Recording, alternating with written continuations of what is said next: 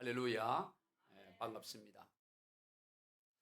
요즘은 대부분 연애를 해서 결혼을 하지요.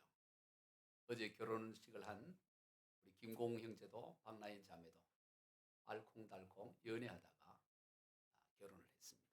그러나 한 세대만 거슬러 올라가면 많은 이들이 중매를 통해서 결혼을 했습니다. 그리고 거기에서 몇 세대를 더 올라가면 혼인 잔치하는 날 처음으로 신랑의 얼굴과 신부의 얼굴을 만나기도 합니다. 즉 한 번도 만나보질 못하다가 결혼식을 할 때 비로소 얼굴을 보는 경우가 있었지요. 몇 세대 올라가면 대부분이 그러했습니다. 그러한 중매 결혼을 하는 데 있어서 중매자의 역할이 절대적입니다. 중매자가 어떤 말을 하느냐가 그 결혼을 성사하는 데 결정적 역할을 하는 거지요. 오늘 본문에서 사도 바울은 자신의 사역을 신부들인 성도들을 신랑인 남편인 예수 그리스도께 중매하는 것이다. 그렇게 말했습니다. 오늘 본문 2절을 같이 읽습니다. 내가 하나님의 열심으로 너희를 위하여 열심을 내노니 내가 너희를 정결한 처녀로 한 남편인 그리스도께 드리려고 중매함이로다. 사도 바울은 자신은 그리스도의 중매자다. 그렇게 말을 하고 있습니다. 신부인 고린도 교회 성도들을 남편인 예수 그리스도께로 중매를 하기 위해서 열심을 낸다 말합니다. 여기서 여러분 우리는 그리스도인의 두 가지 정체성을 발견하게 됩니다. 하나는 그리스도인은 그리스도의 신부라는 사실입니다. 저와 여러분은 신랑 되신 그리스도의 신부입니다. 다른 하나는 그리스도의 신부를 중매하는 중매자입니다. 그리스도의 신부이면서 동시에 그리스도의 중매자라는 사실. 이것이 바로 우리 그리스도인의 정체성입니다. 그러한 그리스도인이 갖추어야 될 각각의 자세가 있습니다. 신부로서는 무엇보다도 정결해야 하고 중매자로서는 열심을 내야 됩니다. 신부는 정결해야 되고 신부를 연결하는 중매자는 열심히 중매를 해야 됩니다. 이 갖추어야 될 기본 자세죠. 오늘 본문 2절 다시 읽습니다. 내가 하나님의 열심으로 너희를 위하여 열심을 내노니 내가 너희를 정결한 처녀로 한 남편인 그리스도께 드리려고 중매함이로다. 정결함과 열심입니다. 그럼 신부는 무엇보다도 정결해야 돼요. 그래서 신부는 정결함을 상징하는 하얀 드레스를 입습니다. 오히려 알록달록하고 화려한 드레스가 더 멋있을 것 같은데, 더 예쁘고 더 좋을 것 같은데 그렇지 않아요. 어느 결혼식이나 가보면 신부는 하얀 드레스를 입습니다. 왜냐하면 정결함을 상징하고 순결함을 상징하기 때문이죠. 신부는 정결해야 됩니다. 다른 것은 좀 부족하고 말주변도 부족하고 이것저것 다 부족함이 있더라도 정결함은 반드시 갖추어야 되는 거죠. 오늘 우리 그리스도의 신부로서 저와 여러분의 삶이 그러합니다. 우리는 정결하기 위해 애를 써야 돼요. 정결함이 우리의 소망이고 비전이 되어야 됩니다. 좀 이런저런 것이 부족하더라도 정결함만은 양보해서는 안 되는 것입니다. 그러면 그리스도의 정결함이란 무엇일까요? 간단합니다. 오직 신랑 한 분만 바라보는 것입니다. 오직 신랑이신 예수 그리스도 한 분만으로 충분히 만족해 하는 것, 그것이 바로 신부의 정결함입니다. 왜 우리가 불결하고 왜 우리가 때를 묻고 죄를 지었습니까? 그리스도 한 분으로 만족하지 않기 때문입니다. 예수 한 분만 바라보지 않기 때문입니다. 예수 한 분만 바라보지 않는 그 모든 것이 바로 죄고 불결인 것이죠. 주님 한 분만으로 나는 만족합니다. 나는 신랑만으로 충분합니다. 그것이 바로 신부의 정결함인 것입니다. 오늘 본문에서 고린도 교회의 위기가 여기에 있었습니다. 사도 바울이 부재한 틈을 따서 거짓 교사들이 들어와서 구원함을 얻는 데 있어서는 예수 한 분만으로는 안 된다고 했습니다. 더 뭔가 있어야 된다. 플러스 알파가 있어야 된다고 했던 것입니다. 그 대표적인 것이 바로 할례입니다. 예수님을 믿어도 할례는 행해야 된다는 주장이에요. 할례는 아브라함 때부터 수천 년간 지속되어 오던 율법이었습니다. 그렇기 때문에 예수 믿는 거 좋지만, 예수 신랑인 거 좋지만 그것으로만은 안 되고 뭔가 더 있어야 된다고 주장합니다. 그러면서 이것저것 보태기를 시작하는 것입니다. 바로 이러한 이들의 주장은 비단 고린도 교회 내에서뿐만 아니라 안디옥 교회에서도 그랬고 갈라디아 교회, 아니 오늘 이 시대 교회 가운데도 나타날 수 있습니다. 어떻게 예수 믿는 것만으로 충분해? 그 외에도 뭐가 있어야지. 그렇게 여기는 것입니다. 이에 대해서 바울은 아주 단호하게 반응을 했습니다. 저주라는 말을 반복하며 선포합니다. 갈라디아서 1장 7절 이하입니다. 다른 복음은 얻나니 다만 어떤 사람들이 너희를 교란하여 그리스도의 복음을 변하게 하려 함이라. 그러나 우리나 혹은 하늘로부터 온 천사라도 우리가 너희에게 전한 복음 외에 다른 복음을 전하면 저주를 받을지어다. 우리가 전에 말하였거니와 내가 지금 다시 말하노니 만일 누구든지 너희가 받은 것 외에 다른 복음을 전하면 저주를 받을지어다. 얼마나 심한 말씀입니까? 예수 신랑 외에 다른 게 뭐라도 더 필요하다고 하면 저주를 받아야 한다고 바울은 강하게 책망하는 것입니다. 오직 예수, 오직 예수 복음입니다. 계속해서 갈라디아서 1장 16절입니다. 사람이 의롭게 되는 것은 율법의 행위로 말미암음이 아니요 오직 예수 그리스도를 믿음으로 말미암은 줄 알므로 우리도 그리스도 예수를 믿나니 이는 우리가 율법의 행위로서가 아니고 그리스도를 믿음으로써 의롭다함을 얻으려 함이라. 율법의 행위로서는 의롭다함을 얻을 육체가 없느니라. 네가 어떤 노력하고 어떤 걸 가지고도 믿음 외에는 구원 얻을 길이 없다라고 말씀하는 것입니다. 그러한 믿음, 오직 예수 그리스도를 믿는 것으로 충분하다고 여기고 믿는 것을 바로 정결한 그리스도의 신부다 말하는 것입니다. 성도 여러분, 여러분에게 있어서 예수 그리스도는 어느 정도입니까? 설령 오직 예수 그리스도라고 말을 할 자신은 없다 할지라도 오직 예수 그리스도가 되기를 원하기는 해야 됩니다. 내가 지금 내 상태는 오직 예수 그리스도라고 감히 말을 할 수는 없지만 내가 정말 내 심령 깊숙한 곳에서 바라는 것은 오직 그리스도가 되기를 원합니다. 이 원함은 있어야 된다는 것입니다. 오직 예수 그리스도가 되기 위해서 애는 써야 되는 것입니다. 그가 그리스도의 정결한 신부예요. 나는 내 신랑으로 충분히 만족합니다라고 그러기 위해 애를 써야 된다는 거예요. 맥스 비어봄이라는 분이 쓴 행복한 위선자라는 소설이 있어요. 주된 내용은 이렇습니다. 귀족 출신의 조지 헬이라는 아주 악한 사람이 있었어요.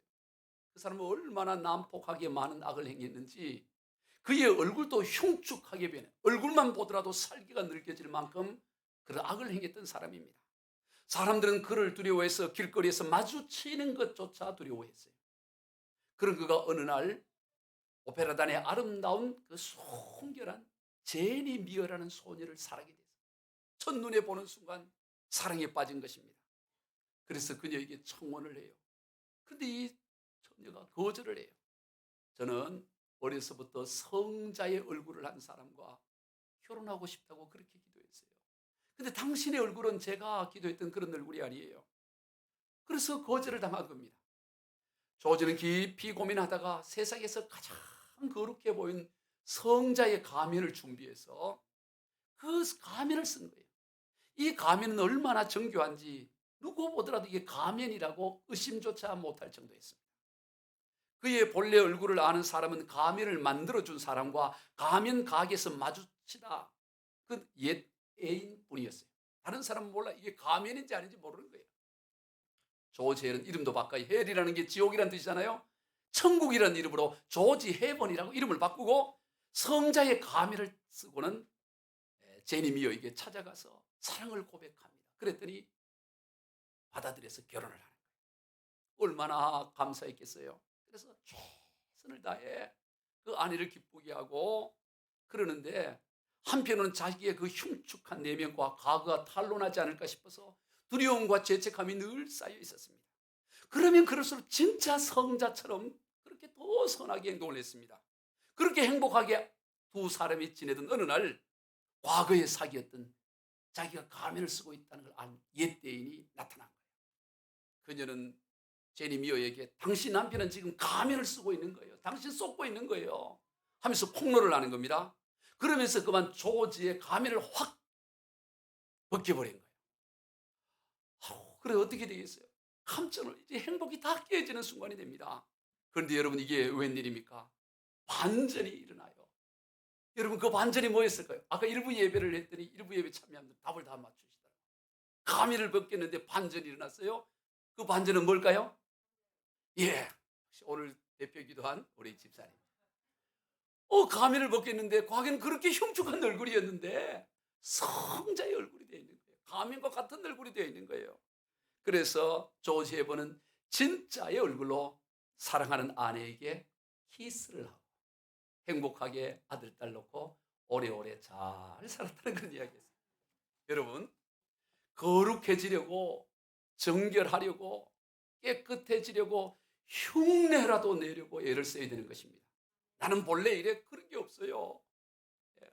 나는 원래는 강원래밖에 없고 다른 거는 다 이렇게 바뀌려고 노력해야 되는 거예요. 오직 예수 그리스도가 되지 못해도 오직 예수 그리스도가 되기 위해서 흉내라도 내려고 애를 써야 된단 말이에요. 아직 내가 순전한 정결한 신부는 아닐지라도 정결한 신부가 되려고 정결한 신부인 척 하려고 말도 신부인 척 말하고 좀 그렇게 하려고 애는 써야 된다는 거예요. 그가 바로 그리스도의 신부입니다. 신랑이신 예수 그리스도를 닮으려고 애를 써야 하는 것입니다.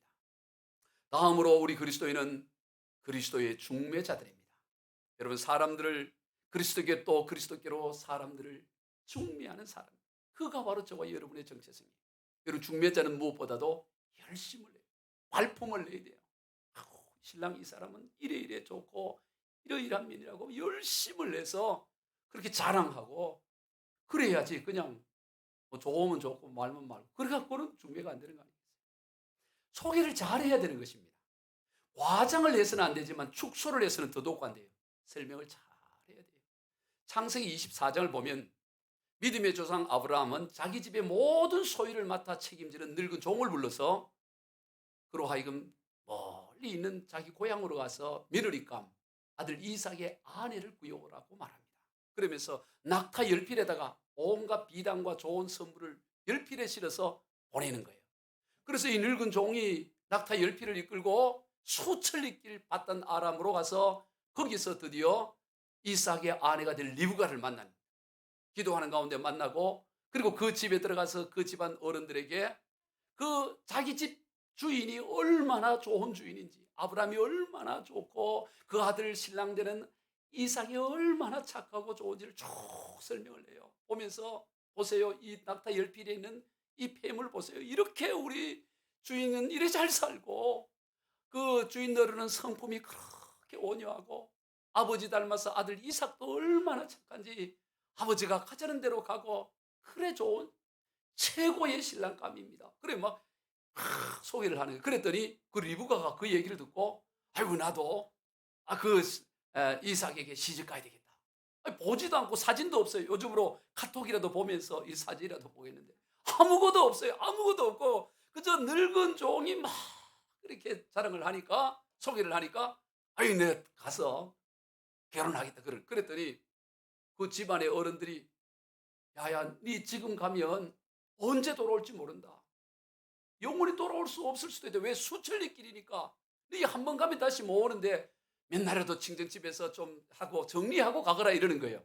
그랬더니 이 늙은 종이 아닙니다. 지금 빨리 가야 됩니다. 이러니까 네 어떻게 할래? 그랬더니 이 리브가가 처녀가 나 지금 가겠습니다 하고 따라 나서는 거예요. 여러분 이런 과정에서 어떻게 이런 일이 일어났느냐? 물론 첫째는 하나님의 은혜이지만 이 늙은 종이 열심히 중매자로서 잘 소개를 했기 때문에 이게 가능한 것입니다. 바로 이삭은 그리스도를 예표하고 리브가는 성도를 예표하며 이 늙은 종은 바로 이 중매자로서의 역할을 의미하는 거죠. 여러분 오늘 우리들도 아브라함의 늙은 종처럼 영적인 중매를 잘 해야 돼요. 사람들에게 신랑 되신 예수 그리스도를 잘 설명해 주어야 됩니다. 중매자는 자기 자랑을 하지 않아요. 중매할 때 내가 뭐 이러고 그게 뭔 의미가 있어요. 중매자가 내가 막 이러니 시집가라고 그게 뭔 상관이 중매자한테 가는 게 아니잖아요. 신랑을 소개해. 신랑 대신 예수 그리스도를 잘 소개해. 그러기 위해서는 언제라도 자랑할 만한 준비를 하고 있어요. 중매를 하면은 중매할 상대에 대한 자랑거리가 언제나 준비되어 있어야 됩니다. 베드로전서 3장 15절입니다. 너희 마음에 그리스도를 주로 삼아 거룩하게 하고 너희 속에 있는 소망에 관한 이유를 묻는 자에는 대답할 것을 항상 준비하되 온유와 두려움으로 하고. 너 왜 예수 믿느냐? 예수 믿으면 뭐가 좋으냐? 교회 다니면 뭐가 좋으냐? 그러면 그 말을 누가 물으면 언제라도 대답할 말을 준비하고 있어야 된다는 거예요. 신랑 대신 예수, 교회를 소개할 준비가 되어 있어야 된다는 거예요. 이거를 세번역 성경에서는 베드로전서 3장 15절입니다. 여러분이 가진 희망을 설명하여 주기를 바라는 사람들에게는 언제나 답변할 수 있게 준비를 해 두십시오. 언제라도 답변할 수 있는 그런 준비를 가지고 살아야 되는 거예요. 누가 언제라도 왜 예수님을 믿어야 하나요? 라고 질문하면 그 질문에 답할 준비가 여러분은 되어 있습니까? 왜 이렇게 지금 4월달, 5월 꽃 피고 온 초록이 연두빛이고 이래 좋은데 뭘 하고 그 교회 상가에 있는 교회 가냐? 이렇게 물을 때 그거에 대해서 답할 준비가 되냐 이 말이에요. 아니 그거 가면 점심에 카레라이스가 얼마나 맛있는. 정 안 되면 그 말이라도 할 수 있을 정도 뭐라도 할 수 있는 걸 준비해놔야 된다 이 말이죠. 그거는 본질이 아니고 예수 소개, 신랑 대신 예수 믿는 게 얼마나 좋은지 소개할 준비, 자랑할 준비, 그게 준비되어 있어야 된다는 거죠. 그냥 무조건 믿어. 그냥 믿으면 좋아.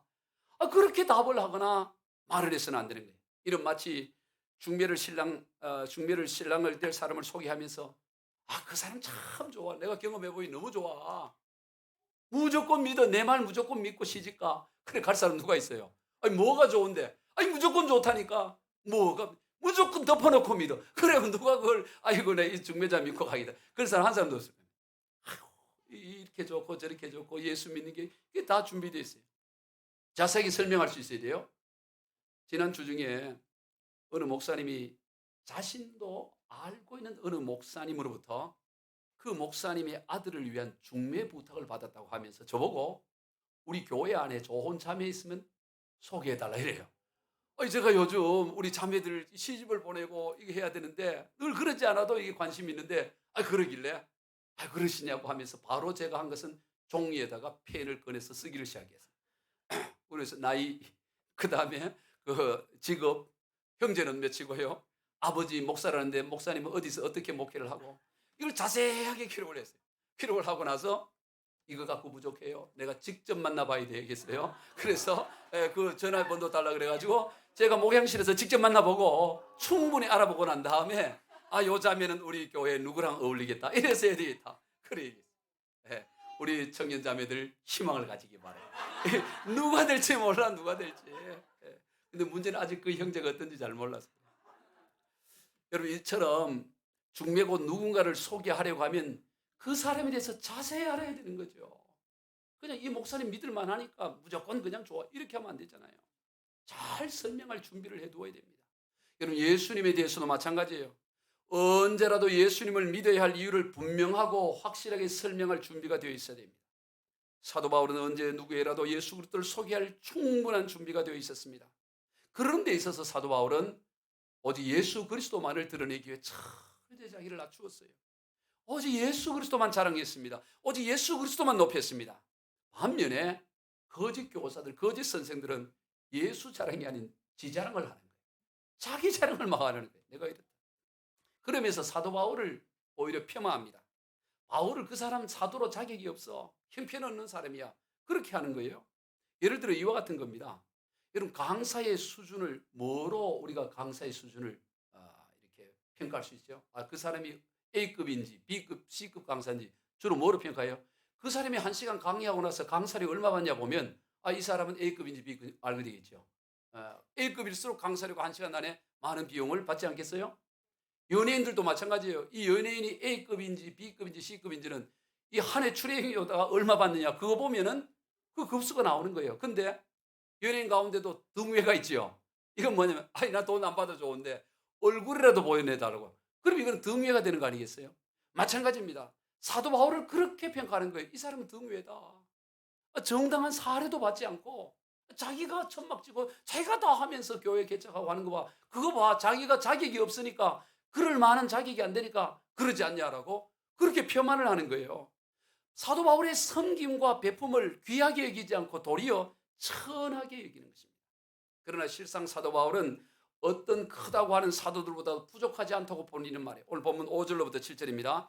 나는 지극히 크다는 사도들보다 부족한 것이 조금도 없는 줄로 생각하노라. 내가 비록 말에는 부족하나 지식에는 그렇지 아니하니 이것을 우리가 모든 사람 가운데 모든 일로 너희에게 나타내었노라. 내가 너희를 높이려고 나를 낮추어 하나님의 복음을 값없이 너희에게 전함으로 죄를 지었느냐. 보세요. 내가 너희들 높이려고 나를 한없이 낮추었는데 이게 죄냐 이 말이에요. 내가 복음을 값없이 너에게 나누어 줬는 게 이게 무슨 죄냐? 이거 칭찬받을 일 아니냐 이러는 것입니다. 여러분 참으로 이 사람의 생각과 판단이라는 게 이렇게도 잘못될 수 있어요. 제가 자주 말씀을 드리지만 사람은 보이는 대로 보는 것이 아니라 보고 싶은 대로 봅니다. 눈으로 보는 것 같지만 사실은 마음으로 보는 것입니다. 좋게 보면 다 좋게 보여요. 좋은 마음으로 보면 뭐라도 다 좋아요. 사랑하는 애인에게 좋게 볼 때는 그 눈곱도 보석처럼 보여요. 눈곱이 달렸는데 보석처럼. 이 정신줄 가르쳐야지. 아니 그 다 좋아 보이는 건 사랑하기 때문에 나쁘게 보고 믿게 보면 다 미워 보여요. 당당하게 걷는 모습도 어떻게 보여요? 믿게 보면 건방스럽게 걷는 거예요. 아주 활짝 웃는 것도 믿게 보면 아주 천박스럽게 이렇게 보여지는 거예요. 동일한 모습인데 좋게 보느냐, 좋은 마음으로 보느냐, 미운 마음으로 보느냐에 따라 전혀 달라지게 되는 것입니다. 그러므로 오늘 우리가 마음을 잘 지켜야 돼요. 잠언 4장 23절입니다.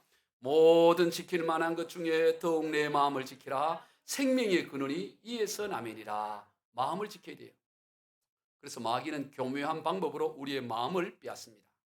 마귀가 가룟 유다의 마음을 빼앗아요. 그러자 예수님이 하는 그 주옥 같은 말씀, 그 귀한 성김도 다 불편해요. 자, 요한복음 13장 2절입니다. 마귀가 벌써 시몬의 아들 가룟 유다의 마음에 예수를 팔려는 생각을 넣었더라. 이 마귀가 가룟 유다의 마음을 빼앗아 버리니까 예수님의 말씀이 어느 하나 잘못된 말씀이 없고 다 꿀송이처럼 단 말씀이에요. 아니 그 부족한 목사가 설교를 해도 아멘하고 오늘 은혜가 받았다고 참 감사 이러는데 예수님이 설교를 하고 예수님이 말씀하면 얼마나 주옥 같겠어요. 또 예수님이 천한 총이나 하는 그 발을 씻는 그 일을 예수님이 하면 그게 막 감동이 되고 떨려야 되잖아요. 그런데 마음을 마귀에게 내어줘 버리니까 가룟 유다가 보기에는 예수님의 주옥 같은 말씀이 싫은 거예요. 싫고 그리고 그 예수님의 그 성김이 귀하게 여겨지는 것이 아니라 오히려 가증하게 여겨지는 것입니다. 그래서 저 팔아버려야 되겠다. 죽여야 되겠다. 이러는 거예요. 그래서 조금의 양심의 가책도 받지 않고 예수님을 은 30에 그것도 흥정을 해서 50, 40, 30 이거 흥정해서 예수님을 팔아넘기잖아요. 마음을 빼앗기면 다 빼앗기는 거예요. 그래서 마귀는 마음을 공격하고 마음을 장악합니다. 그러면 정상적인 시각으로 봤을 때 말이 안 되는 행동을 하는 거예요. 야, 저 사람 왜 저런 행동을 할까? 요즘 우리가 방송에 보면 어떻게 저렇게 악할 수가 있을까? 계곡 살인 사건 어떻게 저렇게 할 수가 있지? 마음 빼앗겨 버리면 그냥 말이 안 되는 행동인데도 그 사람이 이런 지극히 정상적인 당연한 거로 그래 여기는 거예요. 자, 14절 15절입니다. 이것은 이상한 일이 아니니라. 사탄도 자기를 광명의 천사로 가장하나니 그러므로 사탄의 일꾼들도 자기를 의의 일꾼으로 가장하는 것이 또한 대단한 일이 아니니라. 그들의 마지막은 그 행위대로 되리라. 고린도 교회 성도들이 거짓 선생들에 의해서 마음이 빼앗기니까 또한 사도 바울의 그 모든 섬김과 그 모든 일을 다 부정적으로 보는 것입니다. 그러므로 오늘 우리가 분별해야 되는 거예요. 여러분 분별의 기준이 무엇입니까? 분별의 기준 간단합니다. 누구를 높이느냐를 보면 되는 거예요. 어떤 이유로도 자기를 높이는 것은 복음의 중재자로서 그리스도의 중매자의 자세가 아니에요. 그리스도의 중매자는 오직 신랑 대신 예수 높이는 거예요. 예수 높이고 사는 거예요. 우리가 다음 장인 고린도후서 12장에서 살펴보겠습니다마는 사도 바울이 천국을 갔다 옵니다. 성경에 여러 부러운 장이 있는데 이게 저도 부러워요. 저도 한번 천국 여행 한번 성지순례는 안 가도 좋아요. 이스라엘 안 가도 좋은데 천국 한번 쫙 구석구석 한번 갔다 왔으면 아예 올래 아예 가는 건 빼고 지금 아예 가는 건 그러고 잠깐 가서 구경하고 그랬으면 좋겠어요. 근데 사도 바울은 천국을 갔다 와요. 갔다 와서 하는 얘기가 뭐냐? 고린도서 12장 1절부터 시작. 무익하나마 내가 부득불을 자랑하노니 주의 환상과 계시를 말하리라. 내가 그리스도 안에 있는 한 사람을 아노니 그는 14년 전에 셋째 하늘에 이끌려간 자라. 그가 몸 안에 있었는지 몸 밖에 있었는지 나는 모르거니와 하나님은 아시느니라. 정말 몸 그대로, 육신의 몸 그대로를 가지고 천국을 갔다 왔는지 아니면 몸은 이대로 있고 영만 갔다 왔는지 그거는 잘 모르겠다는 거예요. 왜? 그만큼 생생한 거예요. 그만큼 생생하게 육신의 몸 그대로를 가지고 천국을 가서 구경한 것처럼 자세하게 다 본 겁니다. 사도 바울이. 그런데 보세요. 이 천국을 갔다 온 이 이야기를 하는데 뭐라고 얘기하느냐? 무익하나마 내가 부득불. 이게 무익하다는 거예요. 이 천국 갔다 온 자랑하는 게 별로 유익이 없다는 거예요. 그러나 할 수 없이 내가 말한다. 할 수 없이. 그러면서 하는 얘기가 뭐냐? 14년 전의 이야기를 꺼내요. 여러분 천국을 14일 전에 갔다 온 게 아니고 14년 전에 갔다 왔는데도 그걸 입을 다물고 있다가 지금 이걸 나누어야 될 상황이 되어서 비로소 얘기하는 거예요. 만약 여러분이 어젯밤에 천국을 갔다 오고 아주 자세히 갔다 왔다 그러면 14시간도 안 지나갖고 아마 자다가 깨어나서 자고 있는 사람 흔들어 깨워가지고 내 얘기 들어보라고 그러지 않겠어요? 근데 이 14년간 가만히 있어요. 그리고 또 이 천국을 갔다 온 그에 대해서 내가 이렇게 표현하지 않습니다. 그라고 3인칭을 쓰죠. 1인칭이란 나라를 쓰지 않고 그라고 이렇게 표현을 합니다. 여러분 종종 이 간증하는 분들 가운데 천국을 다녀왔다고 하는 분들이 있죠. 근데 천국을 다녀왔다고 하면서 이 간증하는 시간을 쭉 들어보면 아주 몇 가지 커트밖에 보지 않았는데도 불구하고 몇 시간 그거 갖고 이 얘기를 해요. 모르겠어요. 이게 진실 정말 갔다 왔는지 그건 저도 잘 모르겠어요. 판단이 안 돼요. 그러나 사도 바울이 다녀온 이 천국 경험은 틀림없이 그분들과 비교할 수 없을 정도로 훨씬 더 구체적이었을 것입니다. 그런데도 불구하고 사도 바울은 다녀와서 14년 침묵하다가 얘기하는 거예요. 그것도 1인칭으로 하지 않고 3인칭으로 그라고 표현합니다. 왜 사도 바울은 그렇게 했을까요? 왜 그렇게까지 자신을 낮추었을까? 그 이유에 대해서 6절에서 이렇게 말합니다. 누가 나를 보는 바와 내게 듣는 바에 지나치게 생각할까 두려워하여 그만두어라. 지나치게 천국 갔다 오면 이야 천국 갔다 왔다고 그래서 지나치게 생각할까 봐 입을 다문다는 것입니다. 철저히 자신을 낮추고 오직 예수 그리스도만을 높이는 거예요. 오늘 그리스도의 중매자는 그리스도만 높이는 거예요. 자기 자랑하지 않고 자기 자랑하는 게 아니라 예수 높이는 거예요. 예수님보다 조금 앞서 사역을 했던 광야에서 외친 자의 소리였던 세례 요한도 그랬어요. 뭐라고 말하냐? 3장 11절입니다. 마태복음. 내 뒤에 오시는 이는 나보다 능력이 많으시니 나는 그의 신을 들기도 감당하지 못하겠노라. 여러분 당시 세례 요한은 어떤 인물이냐? 이스라엘 모든 백성들이 가장 존경하는 사람이었어요. 그래서 군인들이고 고위 관료가 전부 세례 요한한테 와서 그에게 세례 한번 받으려고 줄을 섰어요. 국회의원들이 줄을 쓰고 장관들이 줄을 쓰고 군인들이 스타들이 줄을 쓰고 세례 요한한테 세례 받으려고 축복받으려고 그래 줄을 섰습니다. 그들을 향해 야단도 치기도 해도 누구 하나 감히 세례 요한에 대항하는 자가 없어요. 전부 다 세례 요한을 존경하고 사랑했어요. 그런데 그 세례 요한이 자기보다 한 6개월 뒤에 사역을 하는 예수님을 소개하면서 그 예수님에 대해서 뭐라 그러냐? 나는 이 예수님의 신발도 못 들 사람이 되는 얘기예요. 이야, 이 놀랍잖아요. 지금도 그렇지만 당시에는 이 신발은 가장 천한 것으로 여겼던 거예요. 예수님의 그 신발도 나는 감당하지 못할 사람이다. 그렇게 자기를 낮추었습니다. 복음의 중매자로서의 자세예요. 오직 예수 그리스도만을 자랑하고 높이는 것입니다. 말씀을 정리합니다. 우리 그리스도인은 그리스도의 신부이면서 동시에 그리스도의 중매자입니다. 오늘 우리는 그리스도의 신부이기 때문에 다른 것은 좀 부족하고 다른 것은 좀 서툴러도 오직 그리스도 한 분을 향한 그 마음만은 조금도 뒤로 양보해서는 안 되는 것입니다. 그게 바로 순결함이요 정결함이에요. 그리고 그리스도의 중매자로서 오직 그리스도를 자랑하고 높여야 되는 것입니다. 우리 모두 그러한 삶을 다 살아가시는 그리스도인의 정체성을 이루는 삶이 다 되시길 주 예수 그리스도 이름으로 축원드립니다. 기도하시겠습니다. 하나님 아버지 감사합니다. 오늘 우리를 그리스도의 정결한 신부로 부르시고 또 사람들을 그리스도께 소개하는 그리스도의 중매자로 불러주셔서 감사합니다. 그리스도의 신부로서 정결하게 하시고 그리스도의 중매자로서 오직 그리스도만 자랑하는 데 열심을 내게 하여 주시옵소서. 축복하며 예수님의 이름으로 기도드리옵나이다. 아멘.